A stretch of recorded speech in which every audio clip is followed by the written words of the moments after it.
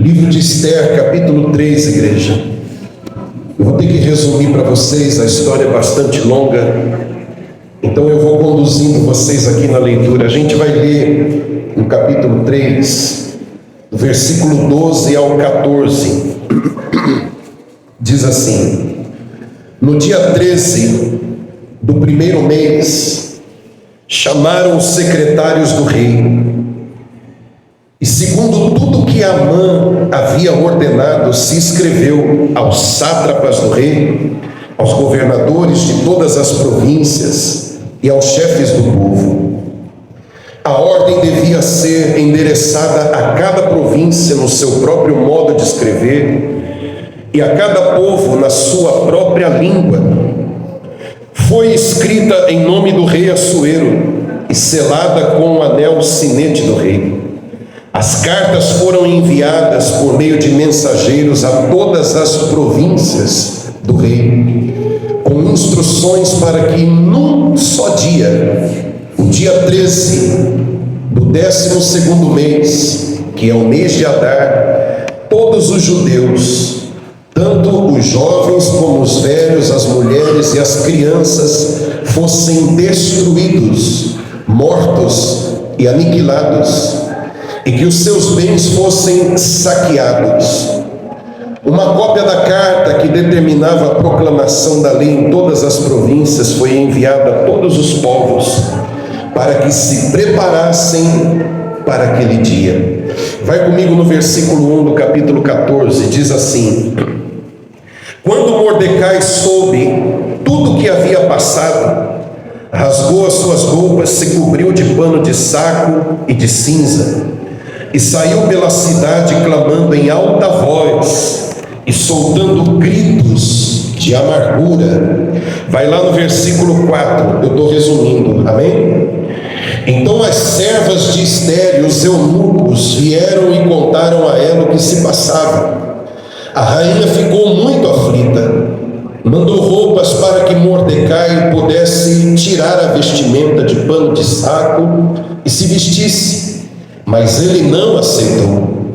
Então Esther chamou Hataque, um dos eunucos do rei, que este tinha escolhido para a servir, e lhe ordenou que fosse a Mordecai para saber o que se passava e por que ele estava fazendo aquilo. Hataque foi até a praça da cidade para encontrar-se com Mordecai junto à porta do rei. Mordecai contou tudo o que havia acontecido com ele. Disse também a quantia certa de prata que Amã tinha prometido pagar aos tesouros do rei pelo aniquilamento dos judeus. Também lhe deu uma cópia do decreto escrito que havia sido publicado em Suzã, ordenado a destruição dos judeus. Mordecai pediu a Hataque que mostrasse a cópia a Esther e a pusesse a par de tudo, a fim de que ela fosse falar com o rei e lhe pedisse misericórdia, e na sua presença lhe suplicasse pelo povo dela. Hataque voltou e transmitiu a Esther as palavras de Mordecai. Então Esther falou com Hataque e mandou que ele entregasse a seguinte mensagem a Mordecai: todos os servos do rei e o povo das províncias do rei sabem que, para qualquer homem ou mulher que, sem ser chamado, entrar no pátio interior para falar com o rei, não há outra sentença que não a morte, a não ser que o rei estenda para essa pessoa o cetro de ouro, para que viva. E eu, nestes 30 dias, não fui chamada para comparecer diante do rei. Estas palavras de Esther foram transmitidas a Mordecai. Então Mordecai pediu que respondessem a Esther. Preste atenção aqui, igreja. Não pense que, por estar no palácio real, você será a única entre todos os judeus que conseguirá escapar. Porque se você ficar calado agora, de outro lugar virá socorro e livramento para os judeus. Mas você e a casa de seu pai perecerão. Mas quem sabe se não foi para uma conjuntura como esta que você foi elevada à condição de rainha? Dá uma pausa aqui, igreja, por favor. Deixa eu explicar para vocês o que está acontecendo aqui com o povo judeu, o povo de Deus. Para você entender o que aconteceu nessa época, aconteceu na cidade de Suzã. Quem está me ouvindo bem aí atrás? Você me dá a sua atenção de presente? Me dá? Quero você atento ao que vai ser dito aqui, que é para te abençoar. Está acontecendo na cidade de Suzã. E o que representa a cidade de Suzã? Era a capital do Império Medo-Persa. E o que é o Império Medo-Persa? Era o império que dominava nessa época. Houve vários impérios. O primeiro império que dominou sobre Israel foi lá atrás, o Império do Egito. Dominou sobre toda a região da Palestina de Israel. Depois de anos, muitos anos, veio então o Império Assírio e dominou uma parte de Israel, levou uma parte, a parte do norte de Israel, para o cativeiro, para fazer deles escravos. Depois teve o Império Babilônico. Nabucodonosor, ele vem e ataca, sitia a parte sul de Israel, Judá, Jerusalém e outras cidades, e leva o povo de Judá, de Jerusalém, cativo. Então a gente passou pelo Império Egípcio, o Império Assírio, o Império Babilônico, e depois vem esse império chamado Medo-Persa, a junção de dois reinos, a Média e a Pérsia. E esse império aqui toma o Império Babilônico e passa-se então a prevalecer o Império Medo-Persa. E Suzã era onde estava o palácio do rei, era a capital de todo esse império. Diga glória a Deus. Está dando para entender direitinho? Esse império era tão grande que ele tinha 127 províncias. Províncias para a gente hoje seriam estados. 127. Era muito grande esse império. Esse rei, ele dominava sobre uma vasta, uma ampla parte do planeta todo, e Israel também. E o povo de Israel estava cativo. Uma parte desse povo estava justamente na cidade capital chamada Suzã. E entre o povo de Israel, entre os hebreus, estava um homem chamado Mordecai, e sua prima, que ele adotou como se fosse sua filha, chamada Hadassa. E o seu nome traduzido para o idioma deles passou a ser Esther. Então esse homem Mordecai, ele cria Esther como se fosse sua filha, mas eles são primos. Na verdade eles são primos. E o que acontece? O rei, ele levanta um homem para ser o seu segundo homem no reino. Ele dá autoridade a uma pessoa chamada Ramã, e esse homem então é o segundo homem dentro desse reino. Ele tem autoridade, mas ele é um homem que não tem um bom coração, é um homem mau, é um homem perverso. E você sabe, a gente se baseia pela história dos amigos de Daniel, que o povo judeu não se curvava diante de ninguém a não ser diante do seu Deus. Amém, igreja? Amém. Não se dobrava diante de ninguém. E esse Ramã, esse homem que é o segundo homem do império, ele fica invocado porque ele quer as honrarias. Ele quer Mordecai de joelho, batendo continência para ele. E Mordecai não faz isso. Não se dobra, não se curva, não se rende. E por causa disso, olha o capricho, olha o orgulho, o ego da pessoa. Porque Mordecai não se dobrava, ele pirraçou. Não só com Mordecai, mas com todo o povo judeu. Ele queria dar uma lição, e essa lição era uma lição sanguinária. Ele propôs no coração: não só Mordecai que me afronta, que não se curva diante de mim vai morrer, mas todo o povo judeu semelhante a ele, toda a raça dele, homens, mulheres, idosos, jovens, crianças, todo o povo judeu tem que morrer também. Então ele sugere ao rei, que é quem tem a caneta na mão, tem o selo, o anel na mão, e sugere que esse rei faça uma lei, que todo o povo judeu seja exterminado, morto, destruído. Está dando para entender até aqui direitinho? E quando essa lei o rei acata e transforma de fato em decreto, em lei, esse homem toma conhecimento. E era costume dos judeus, diante de uma situação como essa, de desespero, de derrota, de fracasso, de luto, diante de uma situação de grande amargura, de grande tristeza, eles se vestiam com um pano de saco e colocavam cinza sobre a sua cabeça. Era uma manifestação de alguém que estava amargurado ou enlutado. Amém, igreja? Amém. Então ele faz isso. Mordecai está triste porque não só a sua vida está em risco, mas por causa de uma pirraça desse homem Ramã com ele se sente aqui o pivô da situação.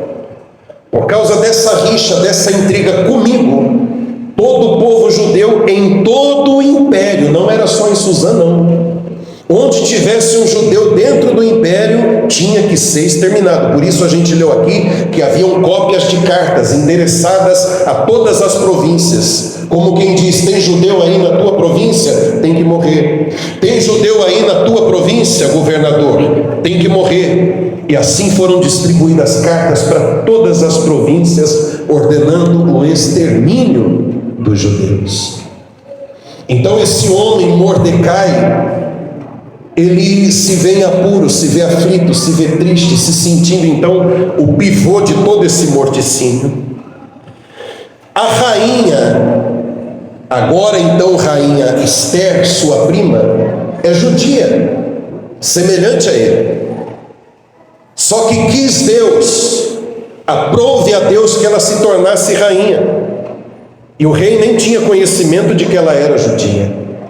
Só para você entender, voltando um pouco mais atrás, esse rei era casado e a sua esposa o afrontou, porque em uma grande festa que foi dada, ele chamou ela para se apresentar. E ela se recusou a se apresentar. Como quem diz: eu não vou, ainda que seja o rei, meu marido que está mandando, eu não vou. Então, essa mulher chamada Vasti foi deposta do seu cargo de rainha. O rei então escolheu entre as mulheres que serviam no palácio, ele escolheu Esther.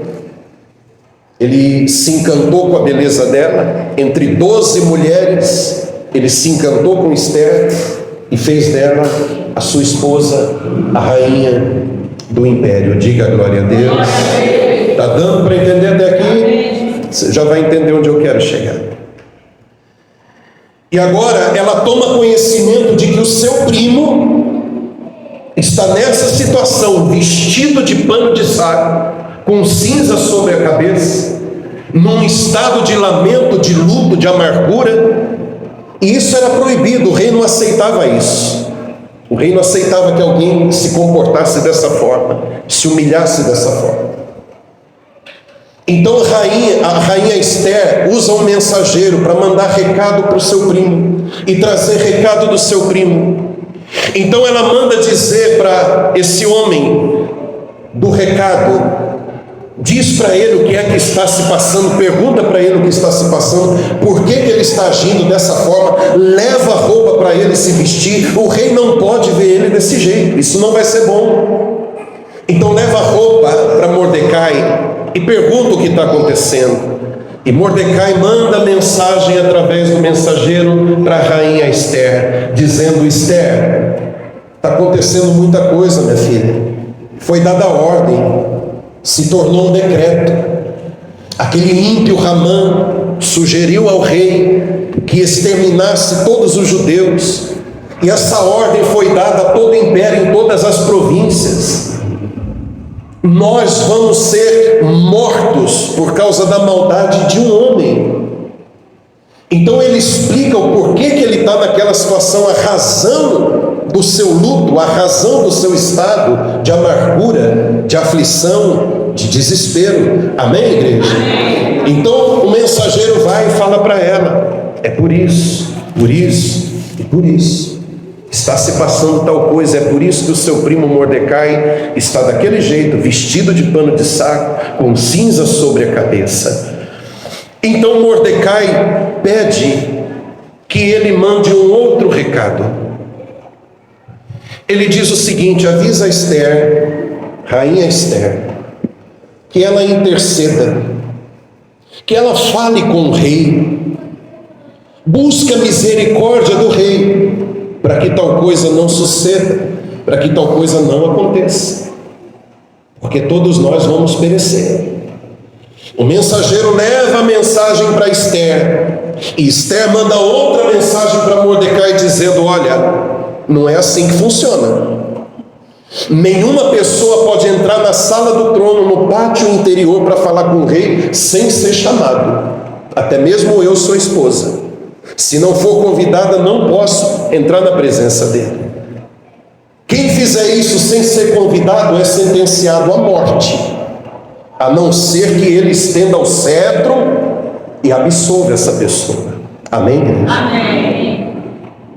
Então Esther disse: olha, não é tão simples assim, não é tão fácil assim. Avisa o meu primo Mordecai que ninguém está entrando para falar com ele, e eu mesmo não falo com ele faz 30 dias. Não é tão simples assim.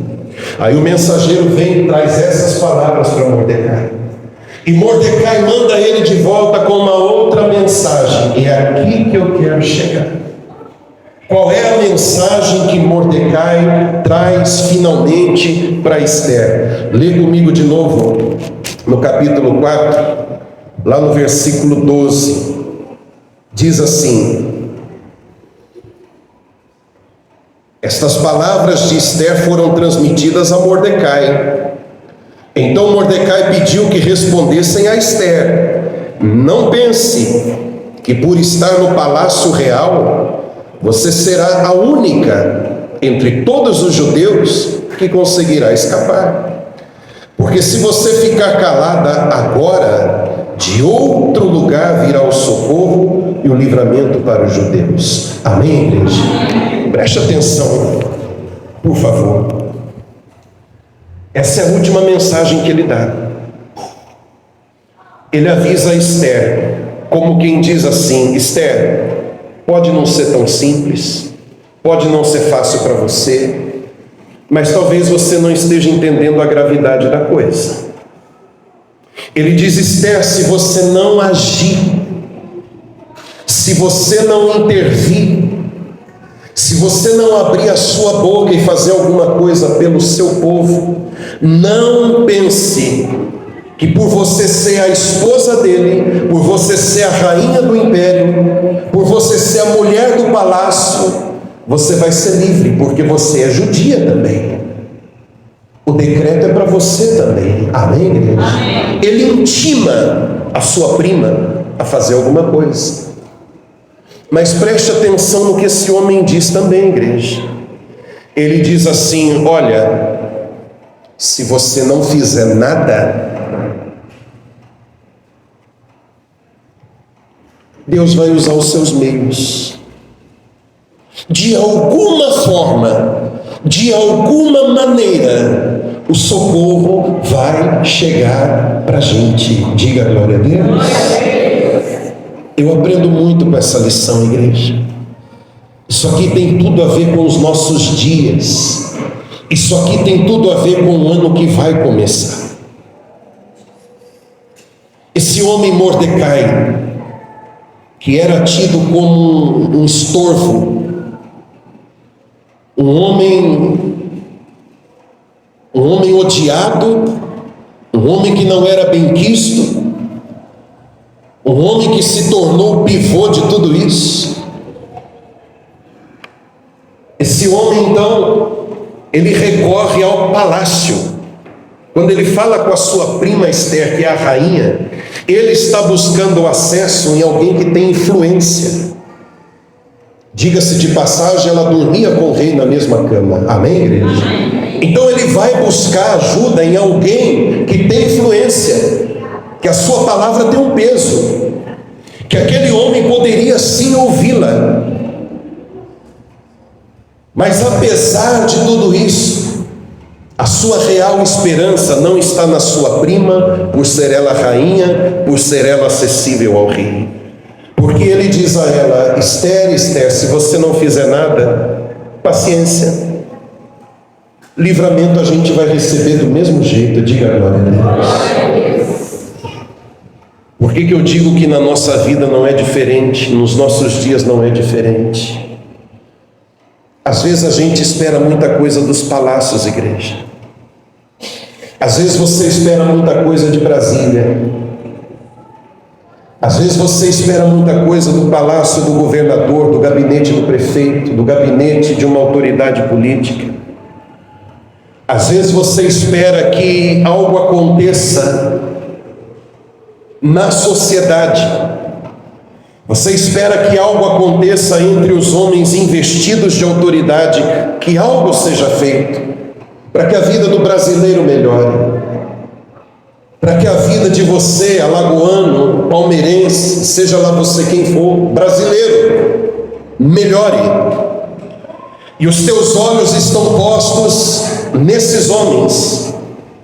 E você quer muito que daí venha alguma coisa boa, porque de coisa ruim já está cheia, de decretos, de assinaturas, de projetos de lei que trazem dor e sofrimento, prejuízo. A gente já está cheio, tá ou não está? Então vem muita coisa ruim, e a gente espera o dia que dos palácios venha alguma coisa boa. Você até tem esse direito, mas a tua esperança não tem que estar totalmente depositada nos homens, igreja. Você precisa entender que quem governa a tua vida, quem dirige a tua vida, quem abre porta, quem fecha porta, quem te direciona, quem te abençoa, é Deus. Diga glória a Deus. E ainda que dos palácios não venha nada de bom para a sua vida, é Deus quem te rege, é Deus quem te conduz. De alguma forma Deus vai prover livramento para a gente, bênçãos para a gente, provisão para a nossa casa. Amém? Amém. Essa tem que ser a nossa fé. Vamos ler de novo o que ele disse para ela? No versículo 14, leia outra vez. Porque se você ficar calado agora, de outro lugar virá socorro e livramento para os judeus. Diga glória a Deus. Olha a esperança desse homem. As palavras de Mordecai trazem esperança ao meu coração. As palavras de Mordecai trazem encorajamento ao meu coração. As palavras de Mordecai me inspiram a crer de que passe o que passar no Brasil, no novo ano que está entrando, ainda que as leis sejam as piores, ainda que tudo que se faça, talvez até com boa intenção, quem sabe, não dê certo. O Brasil teve muitas moedas e planos que fracassaram. O Brasil teve muitas leis, algumas delas bem intencionadas, que fracassaram.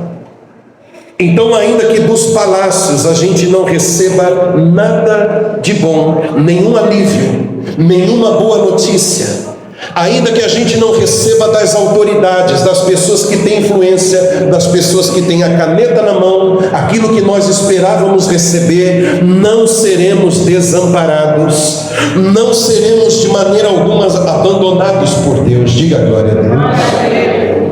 Você precisa crer nisso. Você precisa crer. Eu não sei, eu não vou me aventurar dar uma profetada aqui para você. Uma coisa é o meu desejo, outra coisa é aquilo que nos espera, que nos aguarda. Qual que é o meu desejo? Que tudo seja uma maravilha, que você não tenha nenhuma boa notícia durante todo esse ano que está começando. Amém, igreja? Amém. Mas eu seria um tolo se eu dissesse que vai ser um mar de rosas e mil maravilhas. Porque desde que mundo é mundo, em todas as eras, décadas, anos, houveram lutas, tribulações, dificuldades. sempre há, sempre nós teremos. Mas o meu consolo, o meu conforto é, ainda que as portas se fechem na terra, há uma porta aberta que me conecta com o céu. E do céu vem socorro, do céu vem provisão, do céu vem o alívio. Deus não desampara o seu povo. Ele tem uma aliança feita com você, igreja. Ele tem uma aliança feita com a gente. Ele não vai deixar você perecer. A luta pode até vir, o chicote pode até estalar no seu lombo em algum momento, mas Ele vai criar saída, Ele vai criar provisão, um escape para você. Vai dar tudo certo. Diga para quem está do seu lado: vai dar tudo certo. No final sempre dá certo, porque Deus é com a gente. Diga glória a Deus. Então Ele diz para sua prima, que é como se fosse sua filha: se mexe, faça alguma coisa. Você é judia também, você também está na lista para morrer. Faça alguma coisa, mas fique sabendo também que se você não quiser fazer, desamparado a gente não fica. De algum lugar, de algum jeito, de alguma forma, o Senhor proverá o escape, o Senhor proverá o socorro e o livramento para nós. Amém. Glória a Deus. A economia pode pender para o lado que a gente não quer, uma crise, não sei, a gente não sabe. Também não quero ser aqui mensageiro de más notícias, de jeito nenhum. Mas a gente não sabe. Mas uma coisa, que você saia por aquela porta hoje gravada no seu coração: haja o que houver, de um jeito ou de outro, Deus me guarda. De um jeito ou de outro, Deus me livra. De um jeito ou de outro, o socorro chega na minha vida. Glória a Deus. Lembra do povo de Israel lá atrás, quando era escravo no Egito? Qual era o palácio naquela época? Era o palácio de Faraó. Ele dominava, ele se achava Deus, se considerava como um Deus. Vinha alguma coisa boa desse palácio? Não. O povo era escravo. E quando ele achou que o povo estava folgado demais, escravo, mas ele achou que o povo estava folgado demais, ele disse o seguinte: aumenta a carga de trabalho. Eles vão ter que produzir tijolos como estão produzindo, só que de uma maneira mais difícil. Agora eles vão atrás da palha, dificulta o trabalho deles, e a produção não pode cair. Olha que coisa boa que vem do palácio. Olha que coisa linda que vem do palácio. E nos nossos dias dos palácios só vem carga tributária, aumento de impostos. A vida do brasileiro se tornando cada vez mais difícil. É assim. Eu não estou falando desse governo, não estou aqui para falar disso. Eu estou falando que historicamente é assim. Amém, igreja? Amém. Tem sido assim no nosso Brasil. Então, para o povo de Israel no Egito, o que vinha do palácio era só esse tipo de coisa. Agora raciocina comigo, igreja. Eu já vou encerrar. Esse povo, oprimido por Faraó, recebendo só uma notícia que vinha do palácio, o que Deus fez com esse povo? Deus leva esse povo para o deserto. Deus leva esse povo para caminhar no deserto. Mas o que é que acontece no deserto? Deus espirra com essa gente dali. Deus espirra com essa gente do jugo de Faraó e leva para o deserto. Só que no deserto, Deus é a sua sombra, Deus é a sua luz. Talvez alguém diga, como os próprios hebreus disseram: a gente saiu do Egito para morrer no deserto, estava melhor lá no Egito. Mas no deserto, Deus acompanhava de perto esse povo, durante o dia como uma nuvem sobre eles, para refrescar, para dar refrigério. Durante a noite, colunas de fogo para aquecer e para iluminá-los. Então no deserto, Deus dando saídas, Deus cuidando, Deus manifestando o seu amor e o seu cuidado. Do palácio não veio nada de bom, nada de bom. Mas no meio do deserto, num lugar inóspito, num lugar onde ninguém sobrevive, ali Deus revelou o seu cuidado, Deus revelou o seu amor. A água saía da rocha, maná caía do céu. Isso aqui é uma prova para a gente, igreja, de que haja o que houver, ainda que nada bom venha dos palácios dos homens, dos gabinetes das autoridades, da caneta dos doutores, Deus dará saída, Deus dará provisão, Deus revelará o seu cuidado a cada um de nós. Diga glória a Deus. Então saia daqui hoje com esse entendimento, saia daqui hoje com esse pensamento. A oração que eu vou fazer, que você deveria fazer, tinha que ser essa: Deus, eu não sei, o amanhã pertence ao Senhor. Amanhã é um novo ano, ou daqui a pouco um novo ano começa. Eu não sei o que me espera, mas uma certeza eu tenho. Oh, glória a Deus. Haja o que houver, o povo teu não será desamparado. Diga glória a Deus. Ele vai cuidar de você. Ele vai dar provisão para você. Por mais duras, mais rígidas que as leis possam ser. Sabe o que está acontecendo hoje em dia? As pessoas têm até medo, embora muitas viciadas na internet ficam até com medo de abrir, porque é notícia de catástrofe. Já tem gente tremendo de medo, que estão dizendo que vai cortar a internet, vai ficar sem internet. Você já ouviu falar um negócio assim? E como é que vai ser, como é que vai ser, como é que vai ser? Sabe o que eu tenho que dizer para você? Eu não sei como é que vai ser, mas Deus vai estar comigo. Diga glória a Deus. Isso está bom para você? Ele vai prover, Ele vai cuidar, Ele vai te sustentar, Ele vai te abençoar. Se precisar, Ele manda pássaros, corvos trazer comida para você. Não se preocupe. Se precisar, Ele levanta um estrangeiro, uma viúva, pobre, para alimentar você. Ele é Deus. Então não tema o anticristo, não tema o projeto do anticristo, não tema o que estão dizendo por aí, não crie um terror apocalíptico dentro de você. Oh meu Deus, Ele vai estar juntinho de você, cuidando de você, abençoando você. Fique em paz. Fala para quem está do seu lado: descansa o teu coração. Quem entendeu a palavra, igreja? Você entendeu? Mas eu queria que você não só entendesse, queria que o seu coração queimasse por isso, que você saísse por aquela porta com a sua cabeça erguida, dizendo: Deus cuida de mim, eu tenho um Deus que cuida de mim. A coisa pode entortar, pode envergar, o chicote pode estalar, eu tenho um Deus que cuida de mim. Ele disse: não te deixarei, não te desampararei.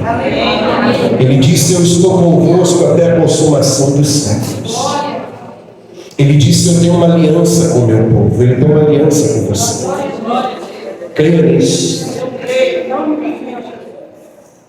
Você pode não ser judeu, mas você faz parte da família de Deus. Você é um novo Israel, comprado pelo sangue do Senhor Jesus. Há uma aliança de sangue. Nem anticristo, nem governantes, nem os homens do palácio, nem autoridade alguma pode revogar essa aliança feita no sangue do Cordeiro de Deus. Ele nos ama. Diga para quem está do seu lado: Ele te ama. Então pode a ONU fracassar, Brasília fracassar, políticos fracassarem, cuidado dele vai estar bem juntinho de você. Vamos orar? Fique de pé no seu lugar então, igreja. Vamos falar com Deus. Em nome de Jesus. Feche os seus olhos.